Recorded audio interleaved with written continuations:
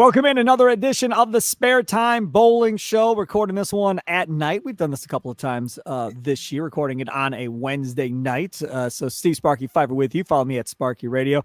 You, of course, can follow my guy, Dwight Albrecht, the Spare Time Pro Shop in New Berlin, right there at Dewey 300. I got a story about that whole deal, Dwight, here momentarily. Okay. $2 Phil Brylow. Catch all of his great work on the PBA YouTube channel of all the behind the scenes stuff that he brings you every week at Brew City Bowling.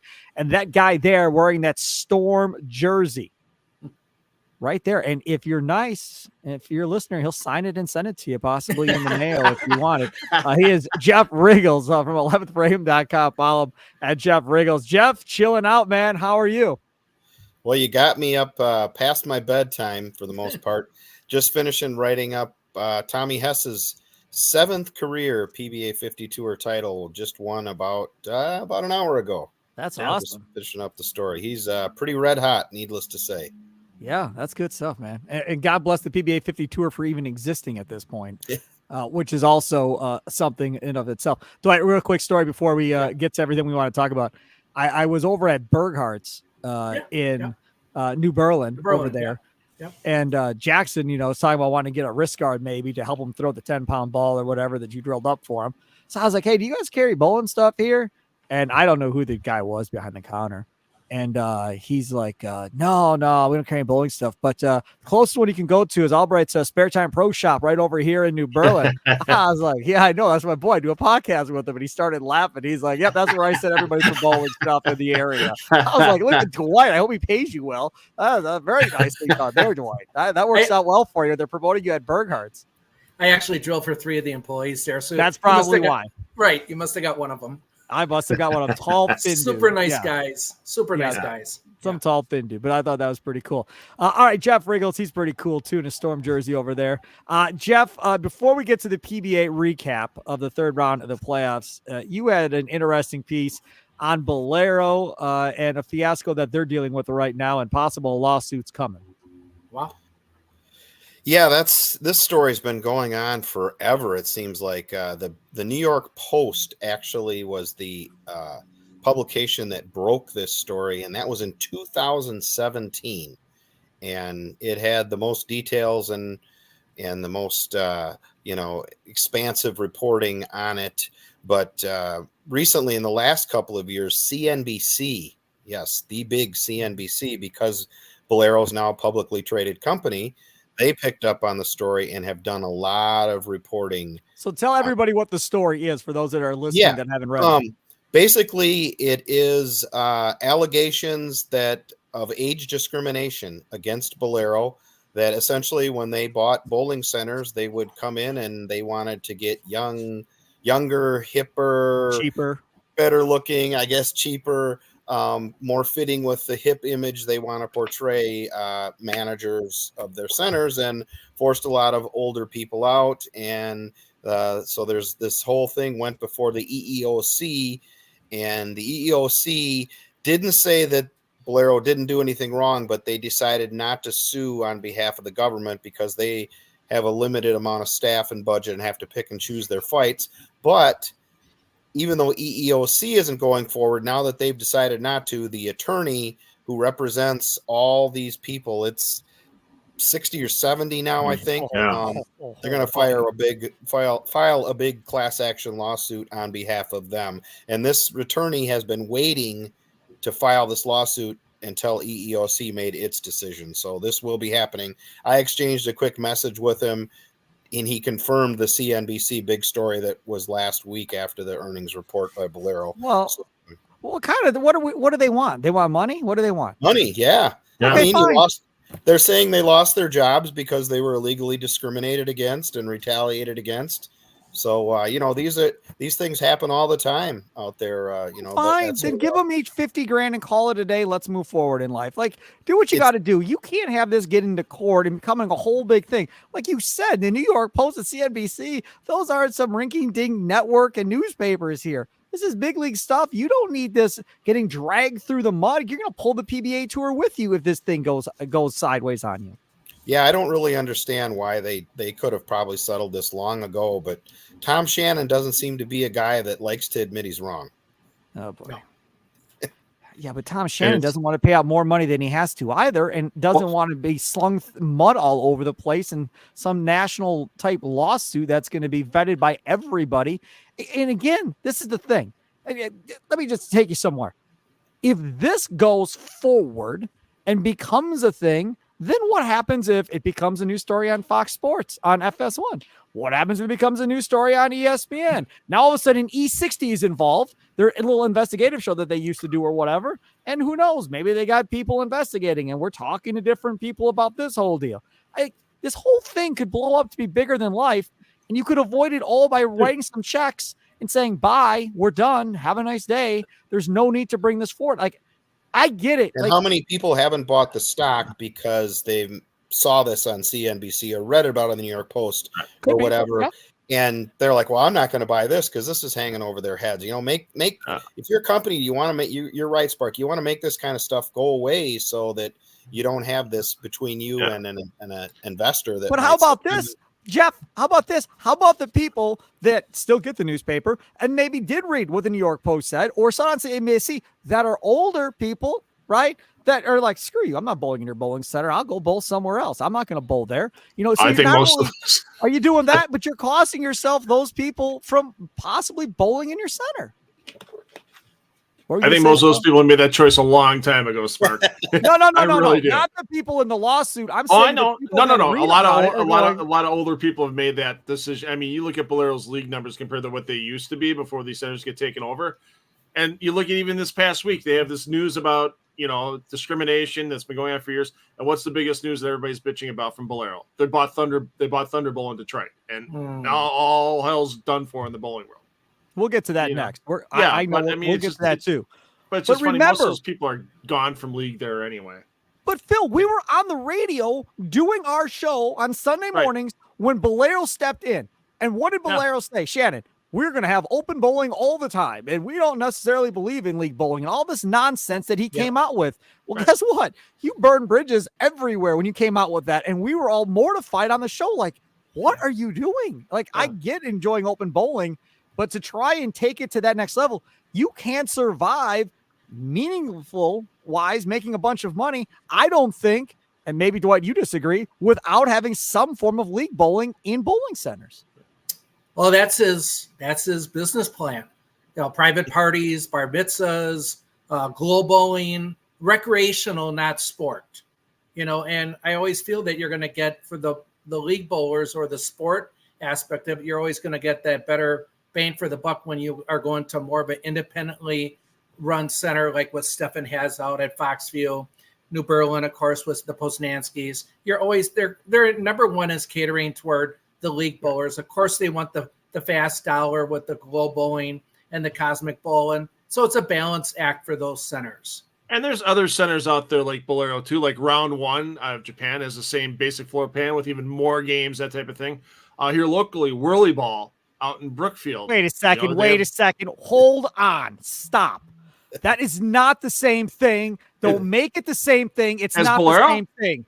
No, it's absolutely not the same thing. Okay. And that one in Madison, Spare Time Entertainment. That's not the same thing as this either.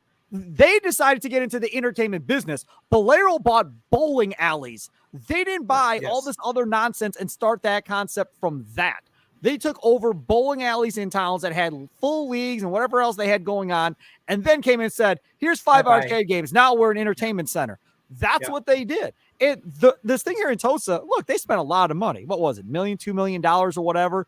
They dumped into that. And it's a much better facility than it was prior when I used to go there and complain about their crappy bathrooms. So trust me, they put money into it and it's better. And I get that, but you still have to respect leagues. Whirly Ball doesn't care about leagues. No, of course not. They care about drinking and their bumper cars and however you play Whirly Ball. And the Spare Time Bowling Entertainment, I've done that with those string pins or whatever. But I went there with my kid on a baseball trip to Iowa. We stumbled across it in a strip mall. So we went and checked it out. And the kids were like, oh, this is cool. Let's go in the escape room. Let's go play arcade games. Like 2 kids may have wanted to bowl. The rest of them wanted to do everything but bowl when they were in that center. Bolero, it says bowl in the damn name. Like it has to be about the bowling center. It's I don't know. I just, a bowling center with an arcade does not make it an entertainment facility. Like spare time, that's a bunch of stuff. Whirly ball, that's a bunch of stuff, right? I get it. I was just talking about this earlier tonight. In Bettendorf, Iowa, my kid used to play in baseball tournaments there. That was a town that had nothing. It was a ghost town. There was nothing there. They build this baseball facility. The first guy tries to build it, runs out of money. Somebody else has to come in and scoop it up. For those of you that are listening locally, and they probably have the same thing in Madison, but in Franklin here, they have what they call the Rock, and it's an old ski hill or whatever, and they have baseball fields. The Milwaukee Milkmen play there, and they have this huge indoor facility with a huge field and so forth. So they have the same thing here in Bettendorf. They got like 6 to 8 baseball fields, 2 or 3 full soccer fields, a football field for 7-on-7 leagues. This is all outside, and then inside they have this huge facility. So you walk in, huge field, just like everybody else. Concession stand. You walk to the left of the concession stand. Pepsi's a sponsor. You open up these 2 doors, and it's like 12 full court basketball courts, AAU tournaments, volleyball tournaments, the whole deal. You turn around, and they have a 2-level bar restaurant that is all video games, bowling lanes on both floors, first and second floor, and arcade games. Now, I think it was last year, the year before, they drew like 1.2 million people to that facility throughout the course of 1 year between parents and kids. And now that town that had 1 hotel now has like 4 or 5 hotels. They've taken the money from that and reinvested it in their downtown and have redone their downtown, all because of that. But again, those kids are there for baseball, and then maybe they'll come and do that other stuff. That facility was built for entertainment for everybody. Bowlero and those bowling alleys was built for bowling first. And just because you throw a couple arcade games in, that doesn't change it, Jeff. No, it's the difference between a bowling center with other activities and an entertainment facility that includes bowling lanes. Exactly. Madison has another one coming, or may already be done. I'm not sure. Over by, it's in the old Dick's Sporting Goods, I think, or one of the old Dunham's Sporting Goods at East Town Mall, right by Boulevard Lanes. And it's got like 12 lanes in it. The people building it build escape rooms and stuff for other people who want to build them. They're the builders, and they created this facility. It's got all these different activities. Oh, and we also have 12 bowling lanes. It's not a bowling center. It's an entertainment facility. Bowlero is, like you said, a bowling center that may add other things to it. And that's exactly what it is. So now what is the concern then, Phil, that Bowlero buys this bowling alley and everybody is freaking out? I mean, it's not going to change anything the PBA Tour does, I don't think. Considering the Bowlero owns the PBA Tour, they're still going to have a tour stop. That's not going to change anything. Well, no, but like I was just saying last week, that was the biggest thing out. There was more concern about that than it was for a $70 million lawsuit being for age discrimination that bowlers were talking about. It was all about, Thunderbolt, they're going to ruin it. They're going to change it. They're going to turn it into a giant arcade and all this other stuff. It's got a huge arcade already. I mean, it's a huge complex, and it's just the way bowlers think sometimes. As soon as Bowlero touches something, it becomes the worst thing in the world. But they spend money and they upgrade the facilities. Right. Regardless if it's arcade games or whatever else, they made Bowlero and Tosa locally here better when they took it over. But as far as money invested. Now, people-wise, that's up to people who are hiring. You can hire good employees. You can hire bad employees. Right. I don't put that necessarily on Bowlero completely. That's whoever the hiring managers are on site, depending on who they want to hire. I mean, Shannon doesn't know who's being hired at all these facilities. That's not his deal. Right. But it's just funny because you look at Jeff's post on, when he posts his 11thframe.com articles on Facebook and stuff like that. It's when he posted the one about Thunderbolt, I couldn't see a single positive comment. The 100 comments that were on one of them. It's just the way bowlers react nowadays. There's a history of the lanes breaking down, mechanics not being able to be found to work on them, which again surprises me that the Bowlero Inks weren't the first one to go to certified stream machines because they don't need mechanics for it. But it's just they're used to a center that is well run, that is well staffed, and the history of Bowlero Inks are not very well centers, dirty in the inside, not enough cleaning crew, and then expensive prices for food and drink. Yeah, but I can look at, there's a center that hosts numerous PBA regional events in the Hampton Roads area of Virginia where they're doing Sunday sweepers and they're getting 100 bowlers to show up, and they're doing all kinds of stuff because the management there knows what's happening, and they're doing what they do. They're doing what they should do. Like Sparky said, you need to get the right people in there. How many years after Roy Brent retired, we're sticking with local here, from Bolero Wauwatosa, after Roy Brent retired, and how many years did it take them to try to find a good manager? It never happened. Never happened. And it was just a progression downhill. Yep. Center went from I bowled league there for 20 plus years. There were 2,000 league bowlers still there in like 2017. Now it's less than 100. Yep. I mean, it all goes with the people. So Absolutely. it's the people more than that could be these things. But again, it's not just bowling. It could be a restaurant where it goes sideways. You have bad cooks or bad people hiring, and something that was famous at one point, or a bar. Same thing. That's how things go sideways, is when you have the wrong people hired and doing things and so forth. Jeff, can you hang with us up for the PBA third round of the playoffs, or do you got to roll? Sure. You're good. Can we talk about Kroll, please? Because I mean, my guy Boog here, man, he's in the Final Four, y'all. I'm telling you, I like, we'll talk about Simonson's craziness and all of that. And yes, for Iceman. Oh, fine. To me, the story of this thing is Cinderella is still alive and still rolling right here, and has not turned back into a pumpkin yet. To me, that's the story of the third round of the playoffs. As much as Simonson gets all the pub for what he did, and he deserves it, but Kroll to still be here, nobody had this 2 months ago. I promise. No, I didn't think, Jeff. No, I mean, the thing about him that's even more extraordinary and makes him even more of a Cinderella is people might forget he started out this year in the PTQs. Yes. Which just to get into tournaments is not a crapshoot, but the odds are long. Lots of good players, very few spots. And if you don't get in, you get 0 points. So to get enough points to qualify for the playoffs, that's, the top guys on tour. And if you got a couple of PTQ misses and you got zeros for your points, your odds get long. Yes, he won a tournament that got him out of the PTQs, but he had to bowl well week after week after week, so many weeks to get where he's got. And if you can't love his story and you can't enjoy how much fun he has out there and how authentic he is he makes a bad shot and he's like telling you that with his mic that's on him right there. He's saying, "Oh, come on, Boog," or something like that. Yep. You have to love the authenticity, I should say, of Boog. I enjoy. I'll take Simo or that or EJ, but give me a Boog in there just for the entertainment value and the realness of him. They need to play the heck out of that up this week now on social media. Like they should really play the heck out of it. And he's got to understand he's Cinderella here. If he's offended, get over it.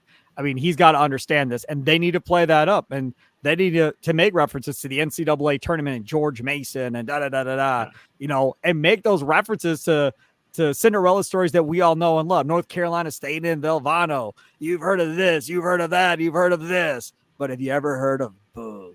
Yeah. And that type of deal, and play it up on social media to get people to tune in, to be like, nobody thought he'd be here, and he's got a chance to win this whole dang thing, Dwight. Yeah, I was really impressed by Dino Castillo's comments during the match. He loves them. Randy interviewed him. Yep. Yeah, and then those comments were extremely genuine. And I think it's great that we see the youth coming up. We had Deal Bernard this year, Eric Jones this year. Such great stories between those two guys. So I love seeing the young two-handed talent coming up and seeing these guys break through. And this is our future. And the guys this year, they knew it more than ever. It's like, okay, past years it's been, all right, if I got to keep bowling PT, the old joke, bowler wins the lottery, what do they do? I'm going to keep bowling the tour until I'm out of money. That was kind of like what was going on, because these guys knew they could just find us, whether they're paying for it themselves or at a sponsor, time to just reload and fire it off again at the next tournament. They knew they didn't have that this year. It was top 43 or you're going into tour trials in August, and good luck getting out of that for 12 spots. So, you could just see Boog had a little different attitude to him coming out early in the year. And, when he took down the number one spot in Delaware for the PTQ, He just had a look on him that week that you kind of could tell, and it got to day one of qualifying and never looked back. And, hey, he had a chance to do something there, and he did it. The one thing about this, we talk about it in other sports, and we talk about the mental aspect of the game quite a bit on this show, I guess, to a certain degree. But isn't that a big thing, Jeff? I mean, when he finally busts through, gets on TV, has success, does his thing, doesn't that just change everything about that dude then the rest of the year? That extra level of confidence that he walks with, that extra level of confidence when he walks into a center. I literally think in this sport or any individual sport, when you finally bust through after all this time of trying and you do something like he did, it changes the rest of the year for you. Sure. He's got a title now, so every time he gets up and he's bowling for a title again, he knows I already did this. He's got that in the back of his mind. He's got the burden of knowing that he's going to be exempt next year. There's no PTQs in his future next year. So that pressure is off. Now he can just focus on winning. And every time he steps on, like last weekend, he can draw upon that win he had in Delaware. And it's just like next year, if the Packers get back to the playoffs, Jordan Love can draw on what he did to Dallas. It applies to every sport. Once you've done it, you have a certain level of confidence because you've done it before. Don't say if.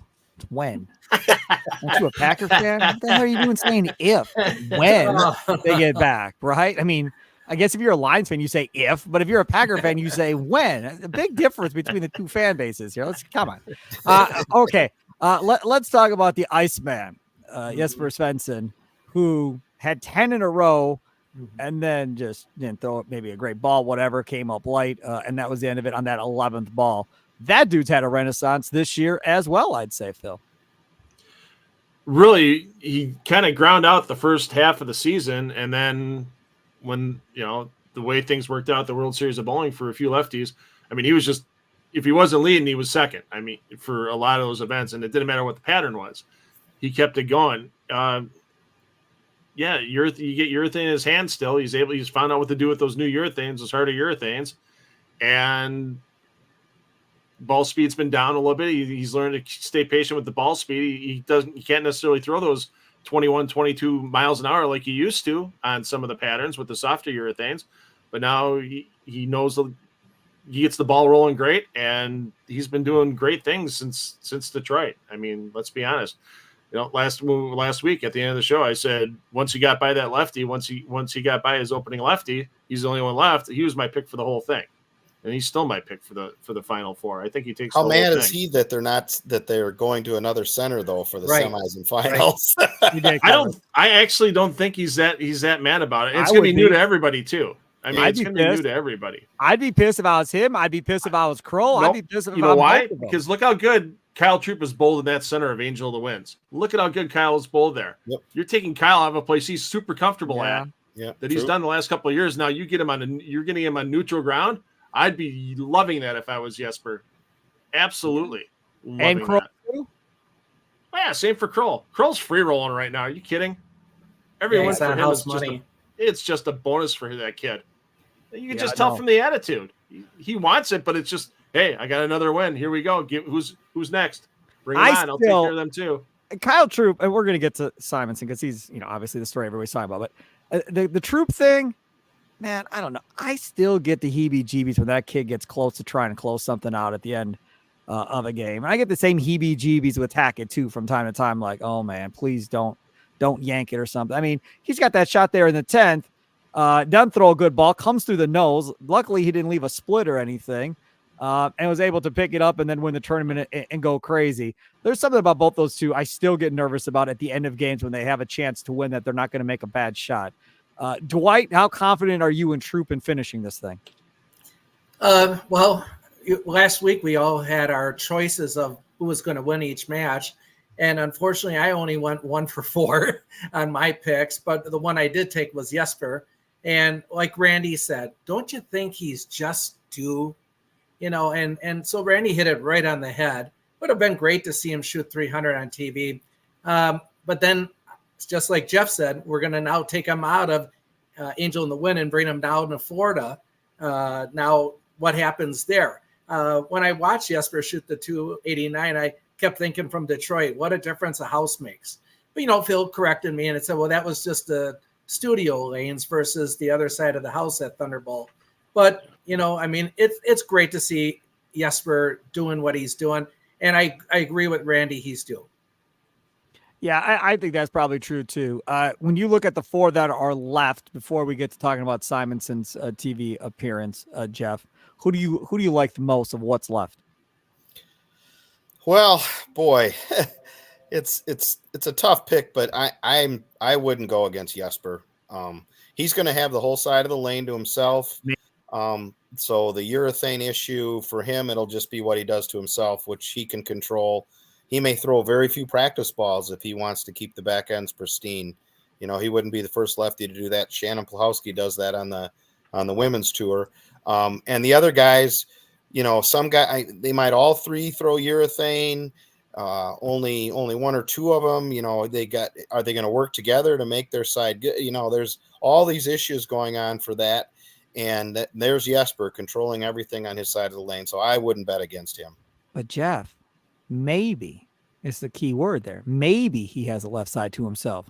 Because Simonson.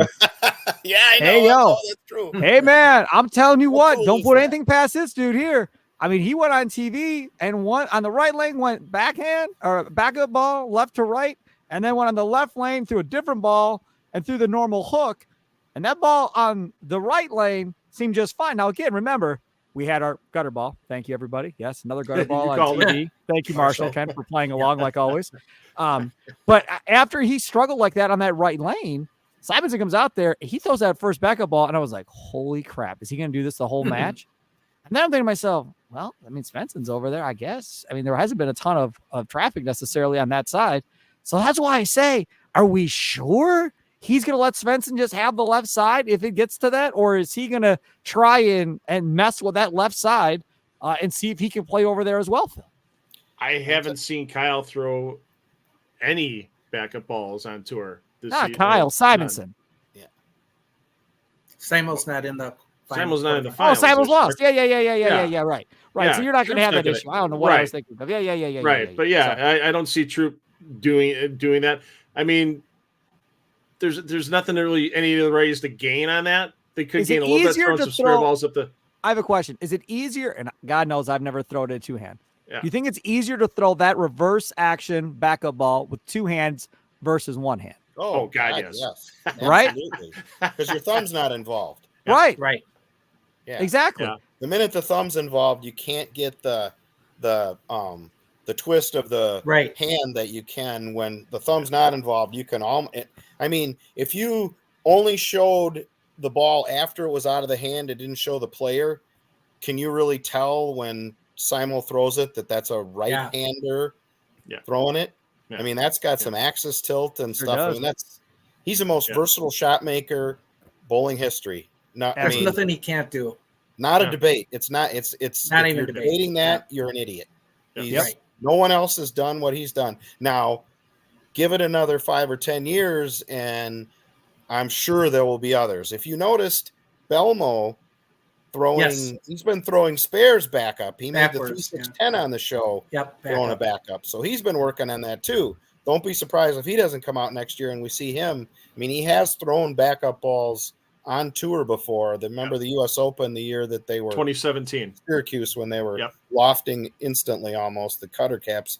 Yeah. He did some backups there, but he hasn't won on tour. And Simonson has won a title throwing backs, which is just when he did it, that just makes my mind explode because that couldn't happen when the thumb in it when you didn't have 2-handers. But that's what I'm saying. In tournaments like this, if you have 2-handers and you have one dude owning the one side of the lane, it would be a great weapon to have if, you're Kyle Troop to bring that bad boy out. If nothing else, just to mess with him on that side of the lane because he's not anticipating it, Phil.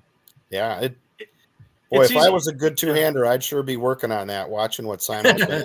Oh, yeah, absolutely. And as Jeff said, there's kids in college that can reverse it and go right or left depending on what the conditions are.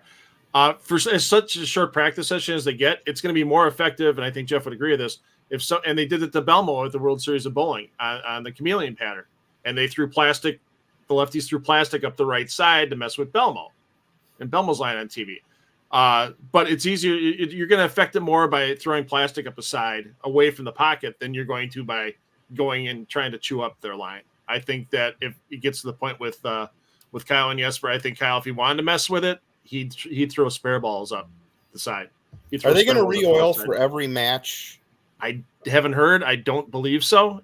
I would think with the time frame, especially being live, Jeff, I don't think they'll have time. They may have it between the semifinals and finals. I would think there, because that's a race to 2, right? That's the race to 2 for the finals. Yeah. So they may have with the live feed and that break they usually do for pressing questions and such. Yeah, they would have time to do a re-oil for that particular part of the event. So we'll see. We'll see if they do. I would assume if they have time, they'll do it. It's going to be fun. I am looking forward to it. One last thing, Jeff, you and I were talking about it. I quote tweeted it on Twitter. The ratings for this bad boy, third round of the playoffs and FS1 were huge, right, Jeff?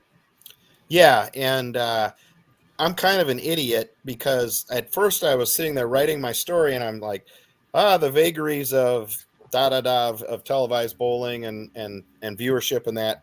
And I had sent a message to Tom saying, wow, what a number and all that. And he goes, yeah, we followed NASCAR. It's basically, I'm like, oh yeah, duh. Yeah. I was sitting there watching it and it started 7 minutes late. And I don't know, I blanked on it because I'm old. And, but of course, that's what it was. The NASCAR race had 2.6 million average viewership.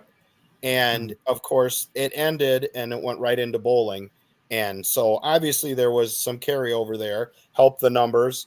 But, it's still, just because they're there doesn't mean they're going to stay. Now, obviously, they saw something, a lot of them stayed. And so it helped the number, but it's not the only reason. You never, ever say that, Tom Clark. You never say that. You never admit anybody helped you. You're damn right. It's a good product. What did you expect, Jeff? That would have been my response. What the hell did you think we were going to get for a number, Jeff? Of course. You never admit anything like, oh, well, NASCAR. Oh, you follow NASCAR and helped us. No.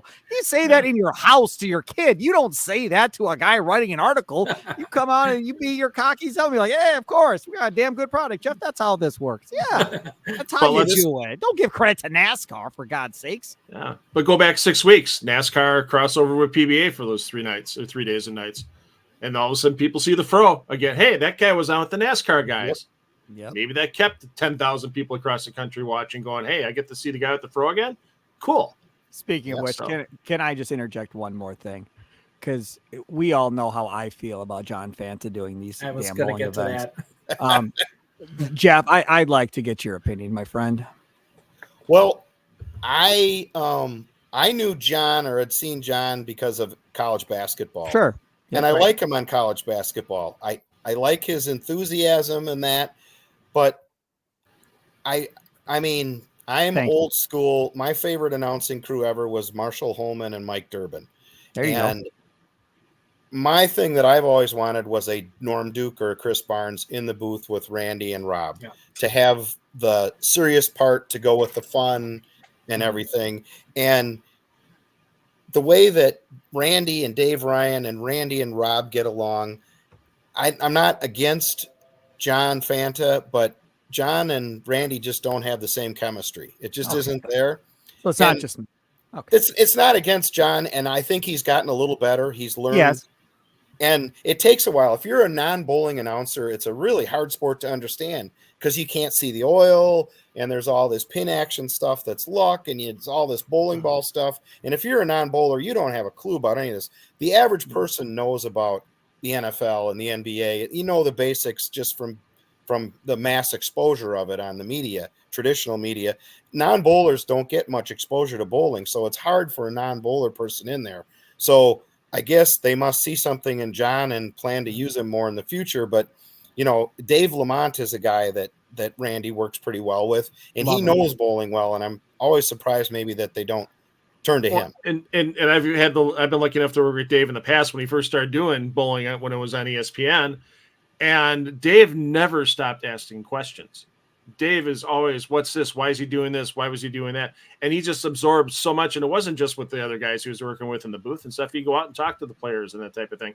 I don't know if John gets the opportunity to do that with his other schedules. Yeah, he's bouncing around to other sports and that kind of thing. And that could be one of the reasons it's kind of tough. So Can we bring up another thing that we've brought up in the past? And I want to get Riggel's thoughts. Phil brought up that Randy has done play-by-play before. So why, instead of screwing around, why don't they just let Randy do play-by-play, bring in Pete to do analysis, and get out of their way and let him just go and see what happens? Again, a dump button has to be in place for Pete probably. But outside of that, I want to see those two, because then at that point, if you're Tom, it's like, okay, well, I don't got to go scrambling for TV guys if I don't have Rob. I'll just put Randy there. I'll bring in somebody, whoever, Pete, Barnes, I don't care. Pick whoever you want. Put him in there. Let Randy do the play-by-play and move forward. And then when Rob is able to do it, Randy slides back over and Rob does play-by-play, and you save everybody the time and hassle of trying to learn how to do a sport they don't know how to do, Jeff. Well, that's kind of what ESPN did with Durbin over the years, way back when. He was a color guy, but then sort of became the play-by-play guy when Holman was the color guy, and they worked really good together. They'd known each other for years. They both were super, obviously knowledgeable about the sport and that. And I go back again, the little I've seen of him, give me Norm Duke all day long, every day. Sure. I love every time he's on there. He's always giving you this. If I was making this, he's in the shoes. I like in the shoes analysis. Yes. If Tom Brady next year, I want to hear from Tom Brady. If I am out there as Jordan Love, here's what I'm thinking right now, and here's what I'm looking for. And that's what I like when I get a Norm Duke or a Barnes in there. And, tell me what you think Boog Kroll should be thinking about right here. Yeah. And why is he changing balls and that sort of thing? If you're an analyst, give me that. Randy's kind of gotten away from bowling now because of his knee injury.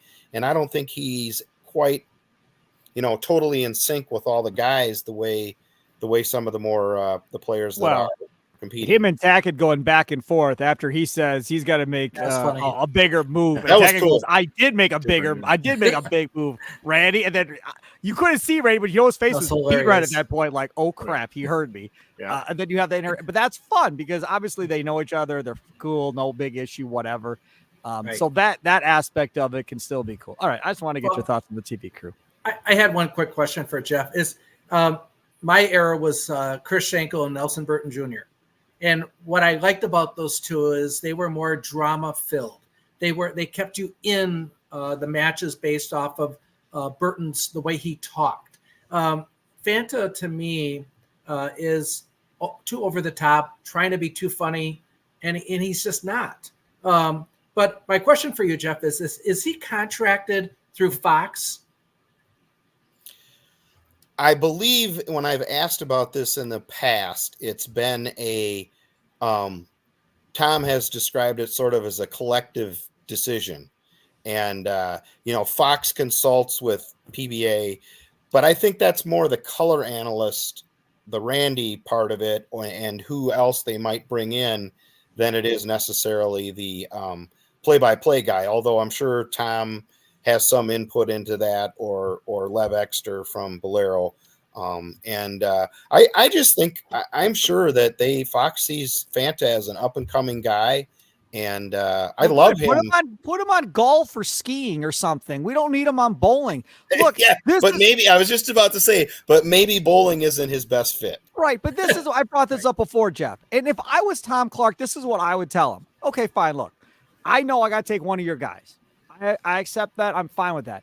All I ask is I want a practice session with Randy. So sit him down in a room, put a tournament on TV, and let them both call a tournament together, and then go to Randy and be like, who did you like of those three guys that we brought in? Who did you jive with the most? Let Randy make the call, considering he's the one that's got to work with them. But if you force feed him somebody that he's never worked with, doesn't know the guy at all, you cross your fingers and hope it works. And now this didn't work. And I bet you money, if they would have given Fanta and a couple other guys, I bet you he doesn't pick Fanta because the chemistry wasn't there to begin with. And again, it's nothing against Fanta. Like you said, it's nothing against Fanta. Very successful at doing college basketball. But here with him, it just doesn't work. I really hope this isn't another thing where we got to deal with this next year. Please, I'll buy Clark breakfast, lunch, dinner, whatever I got to do. I don't really care. I just don't want to go through this again. Please, for the love of God, just let Randy Peterson be the play-by-play guy, rotate guys in next to him. or give Dave Lamont the full-time gig outside of Rob Stone. I'm fine with that. Lamont is fine. He's solid. No issues. Nothing. I love the Randy with a Yes. Duke or somebody or Barnes or something. I like that idea a lot. And you can that kind would of be a real rotate more bowling centric, bowling geeky, bowling serious telecast, I think. Yeah. But think about it. If I could rotate them, right? If I know my schedule, if let's say Duke knows Pete Weber is next week, Randy can set him up to tell a Pete story, whatever else. And then when Pete comes on, you can play it back and be like, Pete, is that really true? It was what Norm said, really true, right? And then he could react to it. And then if he knows whoever is the following week and Pete has a story, he can tell, and you can play it back every week and let these guys kind of riff off of each other, kind of, and have that monologue going and let the people kind of inside as far as, kind of the shenanigans between bowlers, I guess, over the years. And it'd be a way to promote the PBA 50 tour if you have some of those guys on the deal, right? Whoever it may be. Hey, come check me out. I'll sign autographs for you, whatever else. Next PBA 50 tour stop, I'll be out here. You can use that as a jumping off platform to promote your next PBA 50 stop if that's who you're using for it. Makes sense. All right, everybody. That's not going to work for the podcast, just nodding at me, but it works. It's all good. I mean, we're professionals. We got it. All right. I'm on. Sometimes silence says a lot. You never know. Yeah, no, I mean, Jeff's the writer. It's fine. Dwight Albrecht is our guy. Follow him at Dewey300. Bruce City Bowling is Phil Brylow, $2 Phil. Jeff Richgels, I love him to death. 11thframe.com. Follow him at Jeff Richgels. What's going on over there at 11thframe.com? You're just breaking news and got all kinds of stories over there day to day, it seems like. Yeah, there's been a whole lot going on, and we got the USBC Queen starting, and today they had a little mini fiasco with a topography report that they kind of bent over backwards to really go a huge offer to the women over something that was a small issue and obviously a reaction to last year's lane conditions fiasco. Yeah. So we'll have to see. And that's, of course, up in Ashwaubenon. The best women bowlers in the world through next Tuesday are only, if you're watching in the Milwaukee area, only 2 hours away up at Ashwaubenon. Here's a topography report, but don't be on your cell phone while you're bowling. Yeah.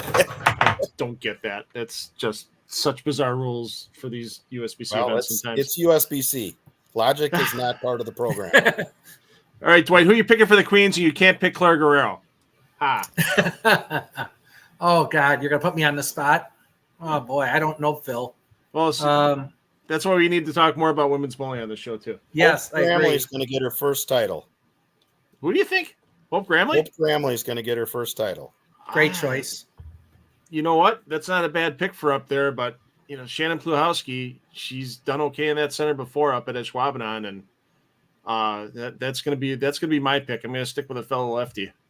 And Sparky, you saw the other big scoop today, or news made official: the junior gold's coming to Wisconsin. Yeah, to the Green Bay area. Yep. Yeah. Green Bay all the way down to Oshkosh, through the Fox Valley, Green Bay, and Weston. Yeah, I went and I looked. It's 12U is the youngest. So it does Jackson no good whatsoever. But yeah, I saw it. I checked it out. And that is, that's what I was going to bring up. Oh my God, I almost forgot. I thought you were going to bring that up. Good that we had Jeff on the show. No. That's not what I was going to bring up. No. Okay. That's not what I was going to bring up. I sent something else to you guys that I didn't know about. So Jeff, what is this? Recruit US. And they have showcases, apparently. They have one coming up June 15th in Chicago. Showcase and clinic. It's like $100 or whatever to get in. Meet college coaches one-on-one. Show off your skills on the lanes, 4 games. Engage with college coaches on the lanes, 2-hour clinic. Learn how the recruiting process works. Maximize bowler visibility. College packet, including a checklist to help track interactions. Random scholarship drawings as well. For $99, grades 7 through 12, PBA Junior Premium members earn PBA Junior points for being a part of it too. What is that all about? I've never even heard of that. I wrote about that last year. It's a program to get kids contacted with college coaches. It's an exposure event, basically. Yep. Matt Gazin, who's now a Milwaukee area bowler and opening the pro shop at Foxview Lanes. I hope I'm not over speaking there. I think that's public. Yep. And his dad, Billy, who ran some huge youth tournaments out east where those guys are from, he got involved with this guy that started this and helped expand it. And it goes around the country. He has several each year, and it's just all about getting the youth players, boys and girls, in an environment where they can be seen and interact with college coaches.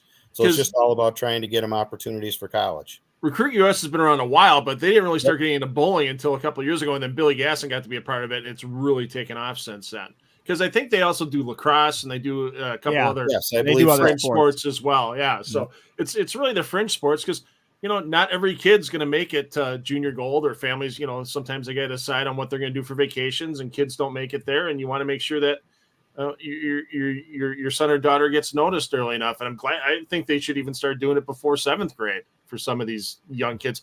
I mean, we just had a kid in Michigan who's 10 years old shoot 800 last week. I mean, okay, that kid might not need it because now he's on everybody's radar, but there's situations where these parents can get used to dealing with the college coaches and see what's going on and update, how do you properly use social media. So let me ask you this. I have another question. Sorry, this is taking forever, Jeff. I know you want to go to bed. This is another question. So in baseball, these universities have camps, right? So UW-Milwaukee will have a camp. All these, they have camps, baseball camps. Mm-hmm. And really what it tends to be is more of a fundraising thing for them more than anything else. And of everybody that comes to the camp, maybe they're seriously interested in a handful, and the rest are just collecting the money. But in these kids and parents' minds, they're in front of college coaches, yada, yada, yada, yada. Mm-hmm. Do they do that for bowling? Do these like Wichita and these guys, do they have bowling camps the same type of way where, they go and, it's $100 to get in and the coaches are there and players are there and the whole deal. And they put you through, a series of different things to see if they like you or they don't like you. Because to me, that's an easy fundraiser for college bowling teams to do that, because you're going to have a lot of the younger high school and maybe middle school kids that would sign up to go be a part of that. I'm not aware of a lot of those. Whitewater. Most of the college coaches, players interactions come through Junior Gold. USBC ran a big camp that did that sort of thing. The Recruit Us, US. And then Turbo has a big one, the Turbo Collegiate Expo every year. Yeah. And it's more about that because I think the college bowling programs just don't have the manpower and resources to do that sort of thing. And most parents are spending all their money on their kids traveling to Junior Gold and Teen Masters and that sort of thing, and taking up half their summer and all their money and probably don't have a lot left over to get to camps. And that's the place. Those are the places to go where you get exposure to the coaches. Go bowl good at Junior Gold and they'll find you. Yeah. He is. Go ahead. I was going to say, Wichita State has had camps for years for youth players, for Shocker bowling camps. Sure. Like I said, around here, it's UW-Whitewater's had one for at least 15 years now. And there's a couple other smaller institutions out east that do camps for the kids. There's not a lot of the college bowling camps, but there are some. It just makes sense. It's an easy fundraiser for them. And then these parents and kids feel good because they're in front of college coaches. And it's all different, right? So like in baseball, we went to one at Eastern Illinois his freshman year of high school. And they essentially just sent back a piece of paper and how he, fared in like every metric that he tested at compared to sophomores, juniors, and seniors that were also at the camp. Go to the Milwaukee camp, completely different experience. Similar type stuff, but these coaches hand wrote notes of what he needs to work on, what he needs to get better at, his strengths, what they like, so forth. And it was completely done differently. And you didn't see everybody else's metrics. They only gave you yours and then put a bunch of handwritten notes. So everybody does it differently of how they do it, but most schools do it. And then what happens is, so let's say you go to Whitewater and you're doing their camp and Milwaukee's there and all these other programs in the area are there. Well, they share information. So if you're at their camp, now all these schools send emails to those same kids. Hey, come to our camp coming up in a couple of weeks. And then you think that they like you too. So then you go sign up for their camp, even though they just saw you at this camp. So now you go sign up for it's a whole big thing. I'm just again, if you take some of what baseball and basketball do, and you can move that into bowling, you could probably make a whole bunch more money in general, and make these parents feel like there's more connection to the college scene than what you said, which is traveling around the country doing junior gold, which obviously makes sense. But I don't know. So just thoughts, me. I'm None of those sports can make scholarship money in their competitions, though. Correct. Bowling is unique in that. So yes, you can go to junior gold and make whatever it is, 3,000 or 4,000 if you win it, or is it even more? I'm not. It's like 15, 10 to 15, depending on the division nowadays. Yeah, but if you don't finish in the top 16, you're not. Mom and dad aren't even getting their expense money back. Right. Correct. For that time frame. No, so yeah. And mark my words, Jeff. They're all going to get scholarship money here at some point in the near future.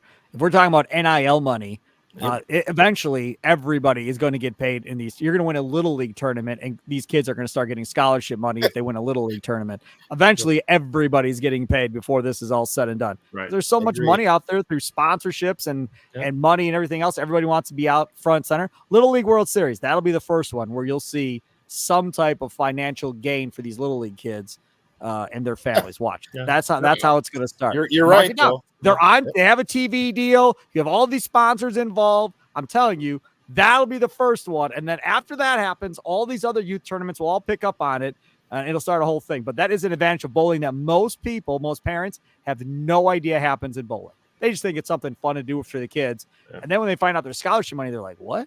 Wait, what? What did you say? He won scholarship money for being in a bowling league? What?" And then it changes their whole perspective. Then it's like, "Oh, Johnny, you better go practice. Let's start working harder at this." And it kind of changes. But all of Jackson's friends, they don't bowl. You talk to their parents, they're like, "They can win scholarship money? What?" And they have no idea because it's not really publicized outside of the bowling community. Trey Heinrichsmeyer should have his face plastered everywhere after what he did at the PBA LBC National Championships last year. He got $25,000 in scholarship money for bowling 6 games in a tournament. Think about that. Yeah, that is crazy. That name and face should be plastered. Hey, you want to look at this kid? He's 5'5", 5'6", so 140 pounds soaking wet, and the kid just made $25,000 to pay for college. So he's me without gray hair. Well said. All right, follow me at Sparky Radio. Dwight Albrecht at Dewey 300. He goes, Brew City Bowling is $2 Phil, and our guy Jeff Richgels at Jeff Richgels. Thank you so much, guys. Sorry we took so long, but I just always had a lot of fun.